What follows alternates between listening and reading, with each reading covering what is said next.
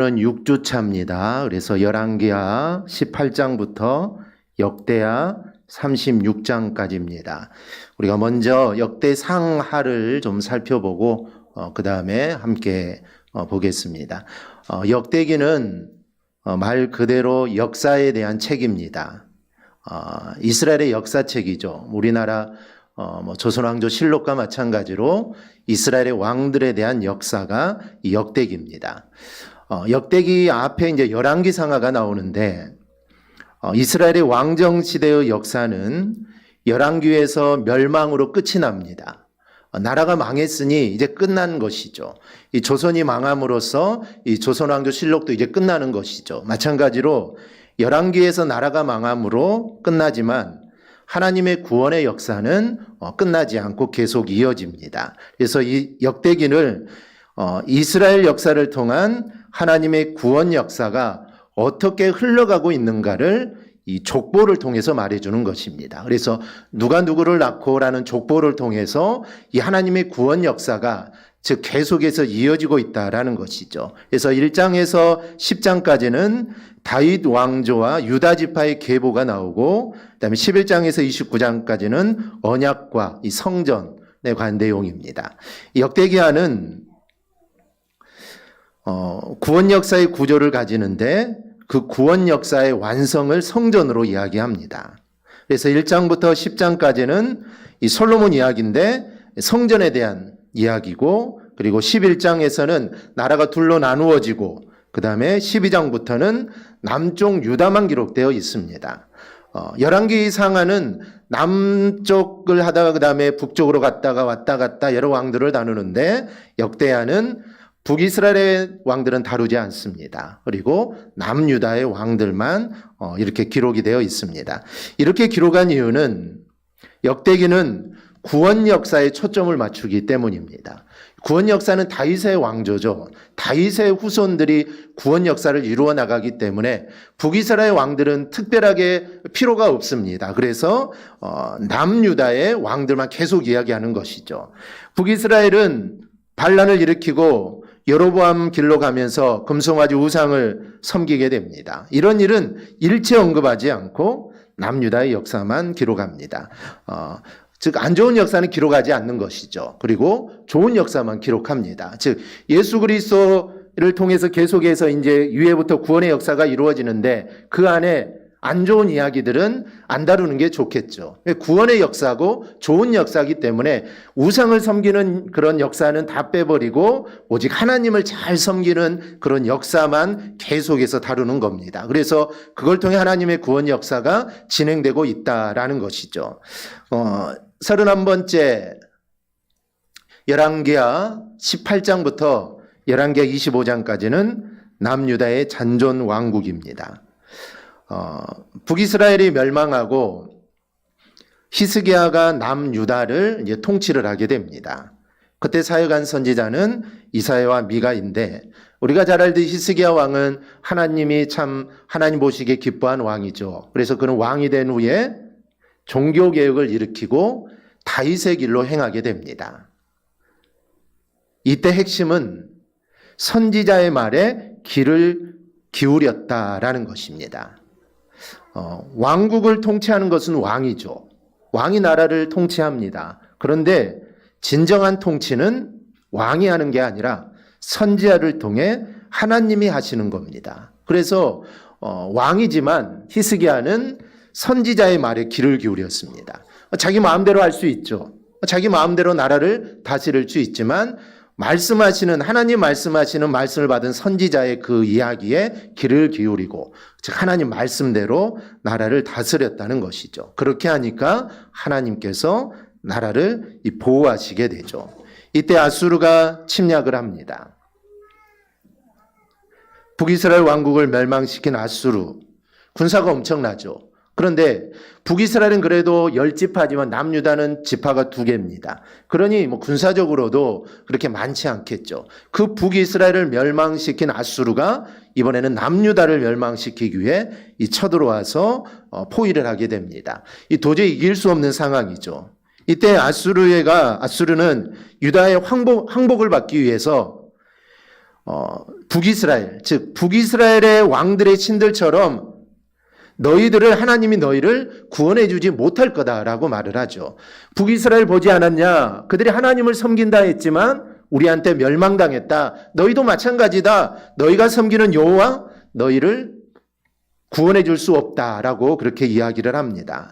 이 열왕기하 19장 10절 11절인데요. 너희는 유다의 왕 히스기야에게 이같이 말하 이르기를 내가 믿는 내 하나님이 예루살렘을 아수르 왕의 손에 넘기지 아니하겠느냐 하는 말에 속지 말라. 아수르의 여러 왕이 여러 나라에 행한 바 진멸한 일을 내가 들었나니 내가 어찌 구원을 얻겠느냐. 하나님이 너희를 구원해 줄 수 없다라는 것이죠. 이때 히스기야는 선택을 해야 합니다.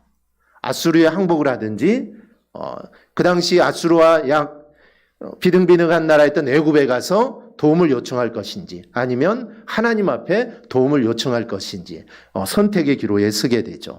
그때 히스기야는 오늘 우리가 본문에서 읽었듯이 하나님 앞에 이 편지를 펴놓고 이렇게 기도를 합니다. 우리 한번 같이 읽어볼까요? 15절입니다.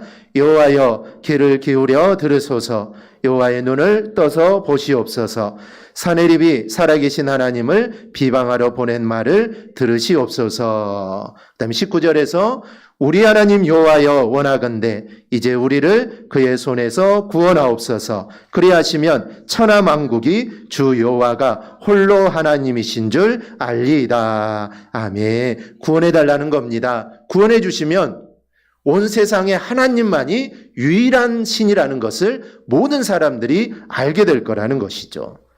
하나님은 자기 백성을 구원하시어서 자신이 홀로 하나님이심을 나타내죠. 35절을 보면 이 밤에 여호와의 사자가 나와서 아수르 진영에서 군사 18만 5천 명을 친지라. 아침에 일어나 보니 다 송장이 되었더라. 하룻밤 사이에 유다가 전쟁을 한 것도 아닙니다. 하룻밤 사이에 아수르 군사 18만 5천 명이 송장이 되죠. 그리고 아수르 왕은 도망갔겠죠. 도망가서 그의 신하들에게 죽임을 당합니다. 그래서 이 일을 통해 여호와가 참 신임을 드러내게 되죠. 우리의 삶도 마찬가지입니다. 정말 우리의 삶 속에서 오늘 히스기야처럼 정말 진퇴양난의 상황이 닥칠 때가 있습니다. 이렇게 할 수도 없고 이렇게 하자니 이것도 안 될 것 같고 그런 상황에 우리가 필요한 것은 히스기야처럼 하나님을 의뢰하면서 하나님께 기도하는 것입니다. 그러면 하나님이 정말 우리가 생각하지도 못했던 방법으로 길을 열어주십니다. 그걸 경험한 사람은 또 그런 일이 올 때 또 기도하겠죠. 왜냐하면 하나님의 역사를 경험했기 때문입니다. 아마 히스기야도 이제 앞으로도 나오지만 그가 또 기도할 수밖에 없는 상황이 놓이게 되죠. 그때 그는 기도합니다. 왜냐하면 이번에 기도로 이런 일을 이루었기 때문에 그때 또 하나님께 기도하는 것이죠. 그 이야기가 바로 히스기야가 죽을 병에 걸리게 된 것이죠. 그때 히스기야는 하나님께 기도합니다. 자신의 지금까지 하나님을 섬겼던 것을 기억해달라고 기도하고 15년의 생명을 연장받게 되죠. 그때 히스기야가 병들었다는 소식을 바벨론이 듣게 됩니다. 그래서 소식을 듣고 사신을 보내죠. 그때 히스기야가 자기 보물과 금은과 향품과 보배로운 기름과 그의 군기고와 창고의 모든 것을 다 보여줍니다. 이 자랑한 것이죠. 그런데 아이러니하게도 이 바벨론에 의해 유다는 멸망을 당하게 됩니다. 그 가운데 미가 선지자가 있는데 나라가 망하지만 미가 선지자가 하나님은 구원의 씨앗을 보여주신다고 포로된 백성을 구원할 자가 유다 베들레헴에서 나게 될 것이다 라는 말씀을 전하게 되죠. 즉 메시아의 탄생을 예고합니다. 나라는 망하지만 나라는 망해서 없어지지만 이 하나님의 구원의 계획은 없어지지 않고 베들레헴에서 구원자가 탄생할 거다라는 메시지를 주게 됩니다. 요시야 왕인데요. 히스기야가 죽자 히스기야의 아들이 누구죠? 므낫세죠. 히스기야가 죽고 므낫세와 아몬이 순서대로 왕이 됩니다. 그런데 히스기야의 종교개혁을 뒤로 돌려는 악행을 저지르게 되죠. 그러나 하나님은 요시야라는 왕을 계획하셔서 그를 왕으로 삼고 종교개혁을 시작을 하십니다. 요시야는 성경에서 율법을 완전히 지킨 왕으로 기록되어 있습니다. 그래서 이전에도 이후에도 없는 정말 율법을 하나님 보셨을 때 완전하진 않았겠죠. 그런데 다른 왕들에 비해서 완전하게 지킨 왕입니다. 그런데 하나님은 이렇게 하나님 말씀을 잘 지키고 종교개혁을 거행하고 하나님 마음에 합한 왕이었는데 이 요시야 왕은 애굽왕 바로느고에게 죽임을 당합니다. 하나님을 잘 섬겼다면 그냥 편안하게 그냥 늙어서 죽으면 참 좋을 텐데 하나님은 이 요시야를 전쟁에 나가서 적군의 왕에게 죽임을 당하게 하죠. 그런데 하나님 이렇게 하신 이유가 있습니다. 하나님은 유다를 멸망시키기로 작정을 하셨습니다. 그런데 하나님께서 요시야에게 하나의 어찌 보면은 큰 혜택을 준 거죠. 즉 그의 눈으로 나라가 망하는 꼴을 보지 않도록 한 것입니다. 나라가 망하면은 나라가 망한 게 아니죠. 그 이후에 이제 왕이 시드기야인데 시드기야 왕 때 나라가 망하는데 시드기야는 남유다가 멸망하는 것을 눈으로 보고 자기 아들들이 죽는 모습들 눈앞에서 보고 결국에는 자기의 두 눈이 뽑히는 그런 처참한 상황을 당하게 되죠. 어쩌면 하나님께서는 요시야를 사랑해서 어차피 인생은 죽는 거 아닙니까? 그래서 전쟁에서 죽게 하심으로 이런 비극적인 일들을 보지 않게 하기 위해서 요시야를 먼저 부르시고 그리고 악한 시드기야 왕 때 유다가 망하게 됩니다. 32번째 날인데요. 구원 역사의 족보입니다. 이 다윗 왕조의 족보인데요. 여기에서는 아담부터 다윗까지의 그런 연결되는 족보를 설명을 합니다. 그 다음에는 유다 지파의 족보입니다. 바벨론의 멸망의 포로로 사는 이스라엘 백성들은 이 족보를 통해서 다윗 왕국의 정통성을 세우게 되죠. 그리고 포로 귀환 자들은 이 족보를 통해 각 지파의 뿌리를 찾게 됩니다. 즉 족보가 있으면 자신의 뿌리를 알 수가 있죠. 우리의 선조들이 누구이고 또 그 이후에 선조들이 누군가를 알 수가 있죠. 그래서 이 족보를 통해 자신의 가문의 뿌리를 발견하게 됩니다. 그런데 9장 후반부에 보면은 사울의 족보가 중간에 끼어 있습니다. 이 사울의 계보는 다윗 왕에게 구원 역사에 초점을 맞추기 위한 징검다리 역할을 합니다. 그래서 역대하 10장은 사울의 죽음과 다윗의 세움을 기록하죠. 그래서 역대상 10장을 보면 사울이 죽은 것은 여호와께 범죄하였기 때문이라 그가 여호와의 말씀을 지키지 아니하고 또 신접한 자에게 가르치기를 청하고 여호와께 묻지 아니하였으므로 여호와께서 그를 죽이시고 그 나라를 이새의 아들 다윗에게 넘겨주셨더라. 유다 지파는 참 중요한 지파입니다. 마찬가지로 우리에게도 이런 영적인 계보가 있어야 합니다. 예수 그리스도에게 뿌리를 두고 있는 영적인 아버지가 우리에게 필요하죠. 사도 바울 사도는 디모데와 디도, 오네시모의 영적인 아버지였습니다. 그래서 이 디모데와 디도, 오네시모는 사도 바울을 정말 영적인 아버지로 모시고 그의 가르침을 받고 살았다라는 것이죠. 우리에게도 이 복음으로 낳은 영적인 자녀가 있는지 우리는 늘 생각해 봐야 합니다. 33번째는 언약인데요. 서두에서 말씀드렸듯이 역대기는 다윗이 우리아 아내 밧세바의 불륜 그리고 우리아를 죽인 일, 아들 압살롬의 반역 이런 것들은 다 생략합니다. 그리고 여호와 보시기에 정직하게 행한 내용을 중심으로 기록을 하죠. 이는 인간적인 다윗보다는 예수 그리스도를 예표하는 다윗에게 초점을 맞춘 것이죠. 예수 그리스도인데 그 족보 안에 이런 안 좋은 일들이 있으면 안 되기 때문에 그런 것들은 생략하고 좋은 것, 정직하게 행한 것들만 기록을 합니다. 다윗 언약의 핵심은 언약궤에 담겨져 있습니다. 궤라는 것은 물건을 넣도록 나무로 네모나게 만든 산자가 궤죠. 그곳에 하나님의 언약이 담겨져 있기 때문에 언약궤다라고 부르는 겁니다. 언약궤 안에는 세 가지가 들어 있습니다. 첫째는 아론의 쌍난 지팡이, 또 하나는 만나를 담은 금항아리, 또 하나는 언약의 돌판, 이 세 가지가 들어가 있습니다. 이 언약의 두 돌판은 율법을 지킬 수 없는 인간의 죄악과 복음의 은혜로만 구원받을 수 있음을 상징하죠. 아론의 쌍난 지팡이는 패역한 자의 표징입니다. 그래서 마른 나무 같은 옛사람에게 새사람으로 중생하는 상징이고, 이 만나는 인간의 근본적인 욕구로 하나님에게 반영하는 옛사람의 상징입니다. 그리고 생명의 떡이신 예수 그리스도를 먹어야 살 수 있다라는 이 영생의 상징입니다.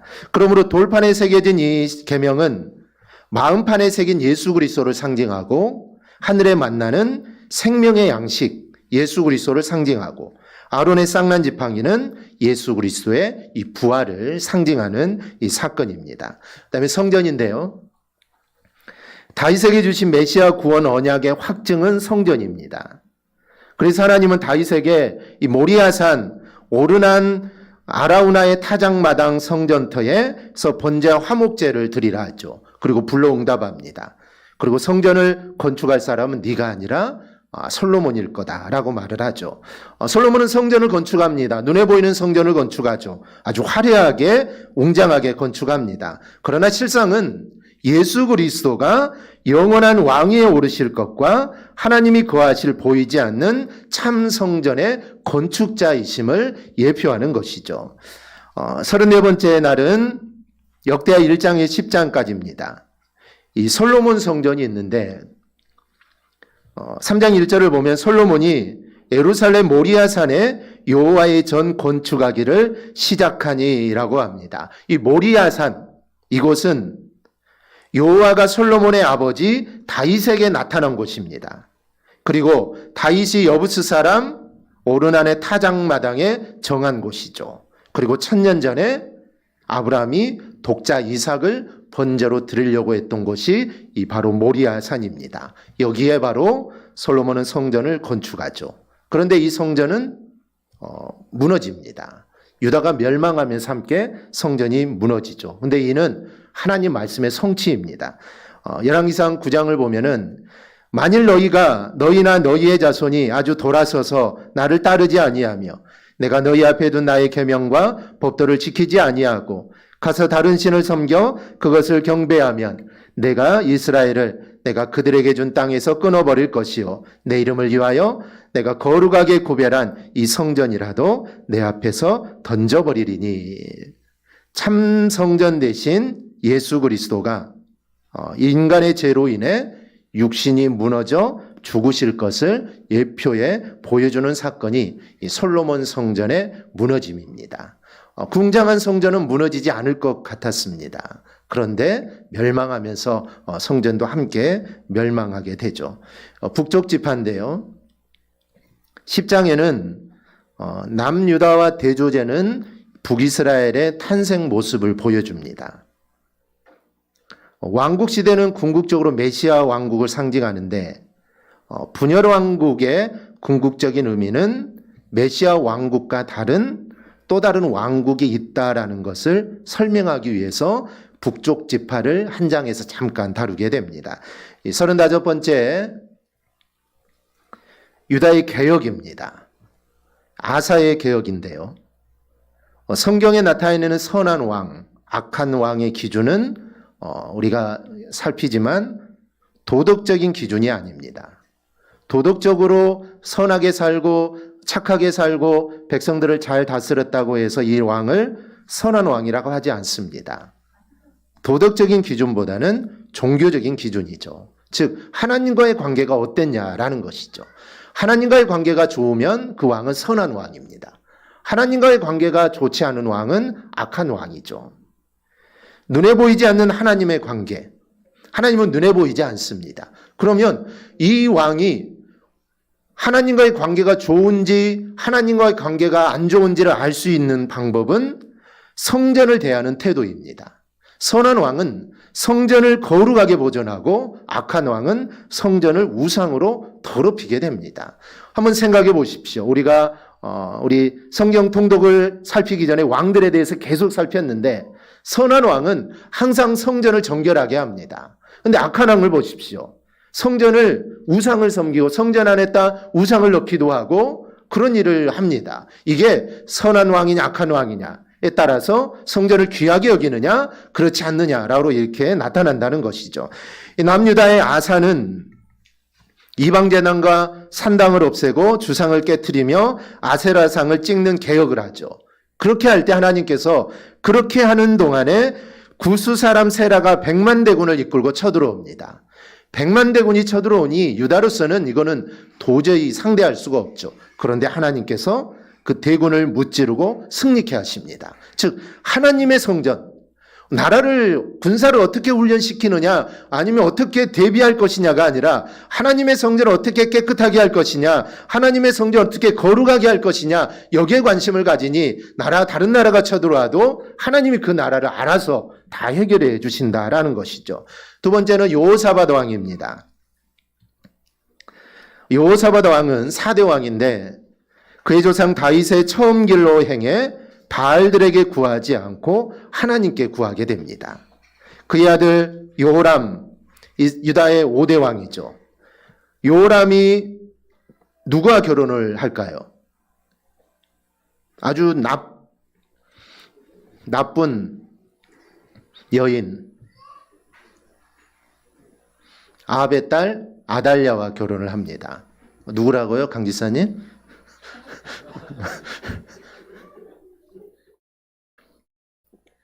아달랴와 결혼을 하죠. 아합의 딸 아달랴와 결혼해서 아합의 직하같이 성전을 더럽힙니다. 그의 아들이 아하시아인데 어머니 아달랴의 꾀임에 빠져 악한 길을 행하죠. 그런데 이 아달랴가 문제입니다. 아달랴는 자기 아들 아하시아가 죽자 유다 왕국의 씨를 모두 진멸하려고 하죠. 자기가 왕이 되겠다고 아하시아의 자기 아들의 모든 아들, 즉 왕이 될 만한 모든 남자들을 다 죽입니다. 아달랴는 다 죽였다고 생각했겠죠. 야, 다 죽였다. 이제는 내 세상이고 내 후손들이 계속해서 왕이 될 거다라고 생각을 했는데 하나님의 보호하심으로 살아남은 왕이 요아스 왕입니다. 즉 한 사람은 살아남았다라는 것이죠. 다 죽지 않고 요아스가 성전에서 살아남게 됩니다. 나중에 이 요아스가 이제 왕으로 등극을 해서 아달랴를 제거하고 개혁을 단행을 하게 됩니다. 그때 당시 제사장이 요야다였는데, 요아스는 요야다가 있을 때는 하나님 말씀대로 행하는 선한 왕이었는데 그가 죽은 후에는 악한 왕이 됩니다. 요야다의 아들이 있어요. 스가랴인데 이 스가랴가 왕에게 직언을 합니다. 이렇게 하면 안 된다라고 직언을 하자. 그러면 어찌 보면 요야다가 요아스를 왕위에 올린 사람입니다. 요야다가 없었으면 요아스는 왕이 될 수 없었습니다. 요야다가 요아스를 잘 숨겨주었고 그리고 나중에 그를 왕으로 올리게 되는데 그의 아들이 직언하면 그래도 좀 드려야 되는데 오히려 그를 죽이게 되죠. 이로 인해 하나님이 아람을 들어 요아스를 치게 합니다. 그리고 전쟁에서 부상을 당하게 되고 신하들에게 죽임을 당하게 됩니다. 유다계획의 두 번째입니다. 요아스 8대 왕. 그는 말년에 하나님을 배반하고 죽게 되고 아마샤가 유다의 왕이 됩니다. 아마샤는 에돔과의 전쟁에서 승리하고 돌아오는 길에 그들의 우상을 가져다가 자기의 신으로 세우고 경배하고 섬기게 됩니다. 우리 유다의 역사를 보면 계속해서 개혁을 하려고 노력을 하죠. 그래서 왕들이 개혁을 하고 또 그 아들이 다시 원상태로 돌려보내고 그러면 또 다른 왕이 또 개혁을 하고 일들이 계속 반복됩니다. 근데 이게 쉽지 않다는 것이죠. 우상의 뿌리는 쉽게 뽑히지 않습니다.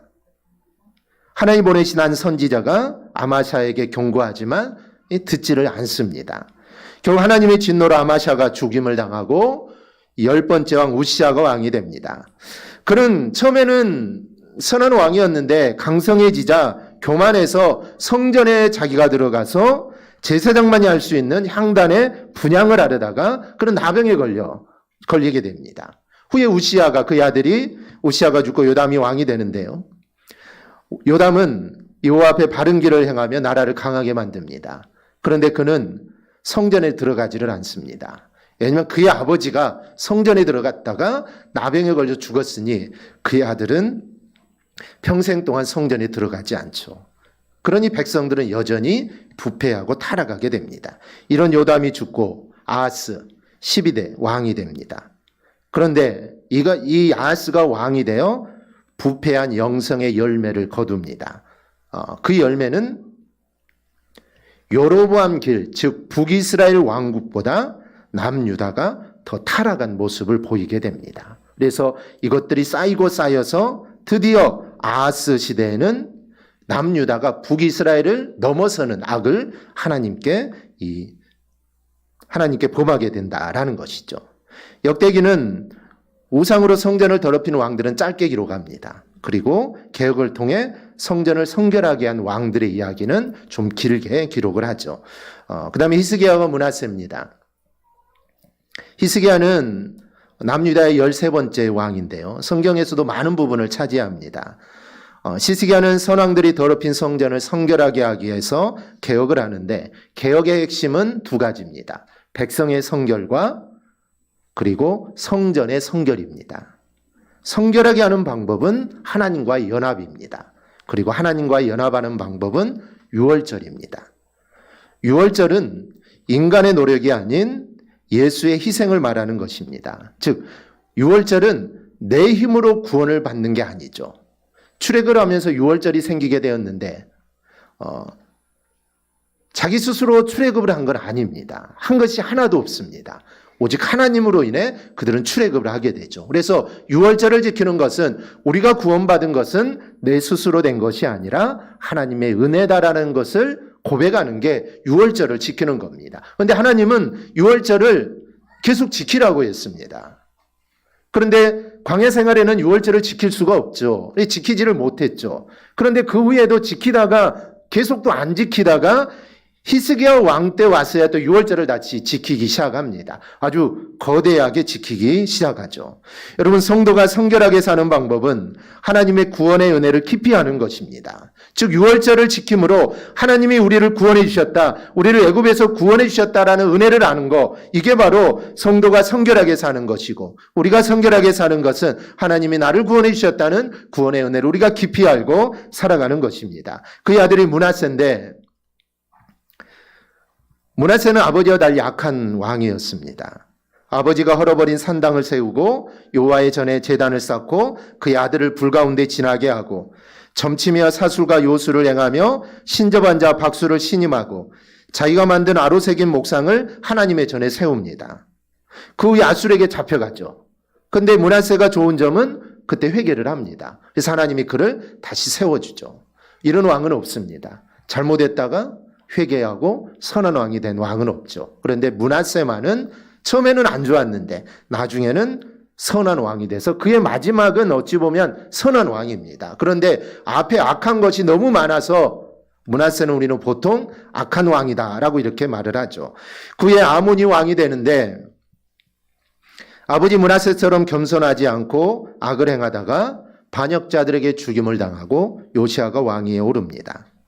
요시아는 선한 왕인데 그는 성전에서 율법책을 발견합니다. 역대 34장을 보면 이와 같이 요시아가 이스라엘 자손에게 속한 모든 땅에서 가증한 것들을 다 제거하려 버리고 이스라엘 모든 사람으로 그들의 하나님 여호와를 섬기게 하였으므로 요시아가 사는 날에 백성이 그들의 조상들의 하나님 여호와께 복종하고 떠나지 아니하였더라. 성전을 수리하던 중에 율법책을 발견합니다. 성전을 꾸미다가 성전이 너무 선대 왕들로부터 성전을 돌보지 않아서 성전이 너무나 허술하고 무너지고 그래서 그 성전을 다시 잘 깨끗하게 하는데 그때 숨겨져 있던 율법책을 발견하게 되죠. 하나님이 하신 겁니다. 그래서 율법책을 발견하게 하고 그 율법책을 읽고 요시아는 율법책에 있는 대로 또 하나님을 섬기게 됩니다. 요시아가 죽고 바벨론에게 멸망할 때까지 4명의 왕, 요아스, 요야긴, 시드기야, 이 모두 다 여호와 보시기에 악을 행합니다. 그러나 하나님은 포로된 백성을 잊지 않으시고 70년 후에 바벨론으로 돌아오게 하시고 그리고 성전을 또 한번 재건하도록 하십니다. 이 모든 것들은 하나님이 그렇게 하신 이유는 다윗과의 언약을 지키시기 위함입니다. 하나님은 다윗과 언약을 맺으셨죠. 그래서 북이스라엘이 멸망했지만 북이스라엘은 그냥 내버려 두셨습니다. 왜냐하면 하나님의 구원의 언약은 다윗의 후손, 유다지파 다윗의 후손을 통해서 계속해서 이어지기 때문에 하나님은 너희가 포로로 지금 끌려가지만 70년 후에 반드시 돌아올 것이고 그리고 다시 성전을 재건하게 될 것이다. 이스라엘 백성들에게 성전의 의미는 그들의 삶입니다. 성전을 중심으로 생활을 하기 때문에 성전이 무너진다는 것은 어찌 보면 자신의 모든 것이 무너지는 것을 의미합니다. 우리야 그렇지 않겠죠. 우리의 그럴 일은 없지만 우리의 집이 무너진다고 해서 내 인생이 다 무너지는 것은 아니지 않습니까? 그런데 이스라엘은 성전이 무너지는 것. 이거는 어떻게 설명할 수가 없는 겁니다. 그들은 성전은 절대로 무너질 수 없다라고 생각을 합니다. 왜 하나님이 임재하시는 곳인데 어떻게 그 성전이 무너질 수 있겠습니까? 하나님이 지금 계신 곳인데 그 성전이 무너진다는 것은 이거는 있을 수 없는 일이죠. 그런데 그 성전이 무너졌다는 것이죠. 그러니 이스라엘의 그 처참함이 얼마나 크겠습니까? 그런데 하나님은 그 성전을 다시 재건하게 하십니다. 다윗과 언약을 끝까지 지키시는 하나님의 모습을 우리가 볼 수가 있습니다. 여기까지가 우리가 이번 주에 함께 통독할 성경 본문입니다. 우리 한 주간도 오늘 우리 말씀 생각하면서 또 성경 잘 통독하는 그런 한 주간이 되기를 주님의 이름으로 축원합니다. 아멘. 기도하겠습니다.